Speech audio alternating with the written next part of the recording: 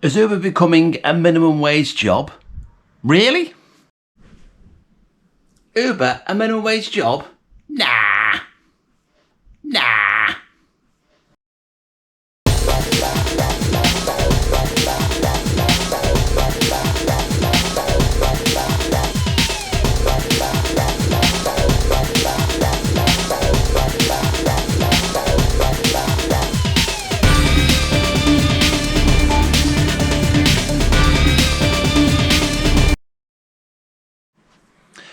So is Uber really becoming a minimum wage, or is it a minimum wage job?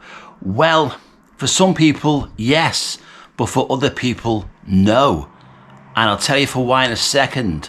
But the first thing we've got to understand is self-employed people have got expenses, have got outgoings, have got running costs.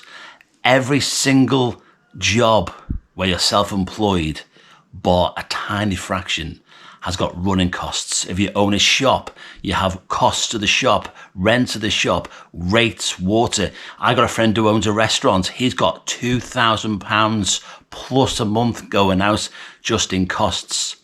So taxi driving, and Uber especially, has running costs.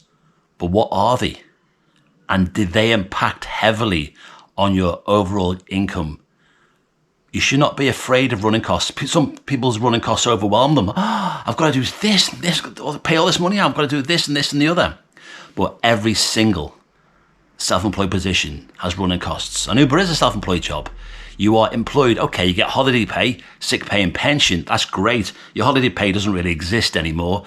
Pension does, which is quite good. And if you go off sick, you can claim sick pay, which is great. But you have running costs. Now, I'll tell you what my major running costs are. What do you think with Uber is your biggest running cost? That's right, it's your car. Your car. Now, I used to own my car, but now I rent my car. Reason being, because I'm a high mileage driver. Because I'm a high mileage driver, I tend to rent. Because if you buy a car on finance, maybe over 3, 4, or even 5 years, then if you're doing a lot of miles in your car will, at the end of the contract, at the end of the payments bit, be virtually worthless. So I rent my car and I change my car every 2 years. Okay, so I pay a week for my car, £235. In that, it covers my maintenance, my insurance, which is the biggest thing, because taxi insurance doesn't go down. Maintenance, ties, everything, the whole thing is covered. So I have a fixed cost a week of £235. Now, if you own your vehicle, you will have variable costs. And if you own an older vehicle, your costs will change a lot. Because you will get, and every driver gets it, and I used to get it when I owned my own cars, the unexpected bill, the unexpected maintenance bill for your vehicle. Your clutch could go if you're driving a manual car. If you're on a diesel, your DPF could play up. Your alternator could go. Your ERG valve could go. All these things cost money. And if you're off the road, then that's time out of your pocket and you're losing money. As soon as your car goes off the road, you are losing money. But when you rent your vehicle, it's a fixed cost. So if my car was to break down, if it was to blow up, if someone smashed into me, my car will be replaced instantly. So you do not lose time off the road. The next big cost for this job is fuel. Now, I drive a hybrid vehicle. So my fuel costs on average a week are about £120, £120, because I am classed as a high mileage driver. But I get in my car up to 70 miles per gallon. Okay, so that's my biggest cost. So altogether, I've got £235, plus I've got my 120 for fuel. So it's 235, 335, 345, 355. Say about 355 a week before I make any money. So I have to cover that before I make any money. Now in a second, we'll go on the road and we'll start working. But I said before that some drivers will be on a minimum wage. And that's because what you put into the job. Them costs are there. They're fixed costs every week. Before I work, I have to clear them costs. Now, this is where it gets interesting. Some drivers will do the bare minimum, clear the costs, and they get a bit of money for themselves. But to make the best money and to not be on minimum wage, you got to be on the road. You got to work hard. So let's get on the road. So now what we've got to do, we've got to get on the road and we've got to start working now. We've got to start working, get yourself logged on. Don't forget, I've got to clear them expenses before I start earning any money. Also, take into account as well, a couple of quid each week for your tax and insurance. Get logged on, get working.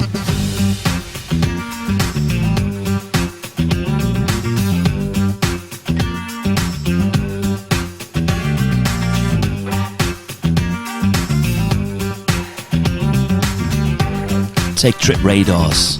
Get Trip Radars. £8.97. Take the job. Take everything. Don't sit around ever rejecting jobs. Get out and away from the towns and cities. Get out in the more rural areas, because these are the areas which Uber aren't massively in. But when you get jobs here, they're normally decent jobs. The Trip Radar I'm on now is 8 minutes away in Northwich. It's worth doing.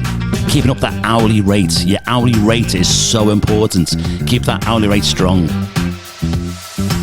Keep on the road and keep moving. Don't take breaks all the time. Just keep at it, keep out there. Keep focused and determined. Making sure that hourly rate is always up, so you're not on minimum wage. Minimum wage is your enemy. Rate the riders 5-star every single time, because that way you'll see them again. 1-star rates all the time means you don't see them again. And 1-star rating is limiting you to how many rides you can get. Follow that nav all the time, but keep moving all the time.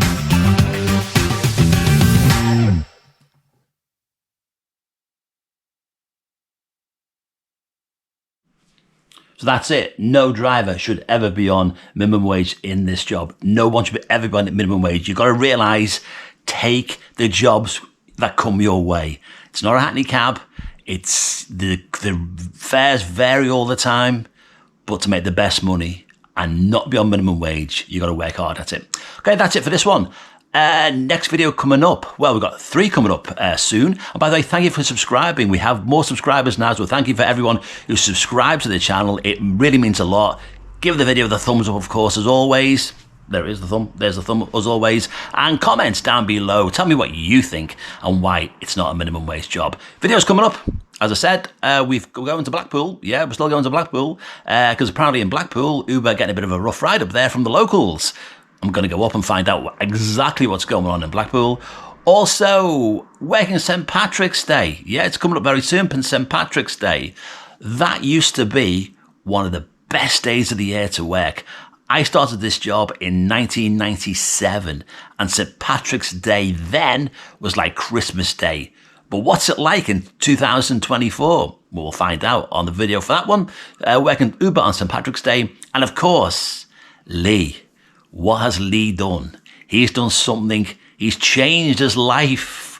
But what's he done? He's changed his life and he's never been happier. But what's he done? Well, he's going to tell us all in a video coming up in a couple of weeks' time.